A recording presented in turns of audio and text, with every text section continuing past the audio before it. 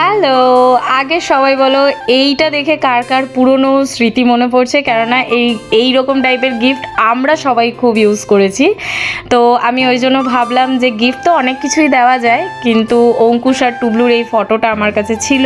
এটা ওদের সামথিং কেজির ফটো, তো ওই জন্য আমি এরকম একটা গিফট দিলাম। আমার টুবলুও বলছে খুব ভালো হয়েছে মাম্মা।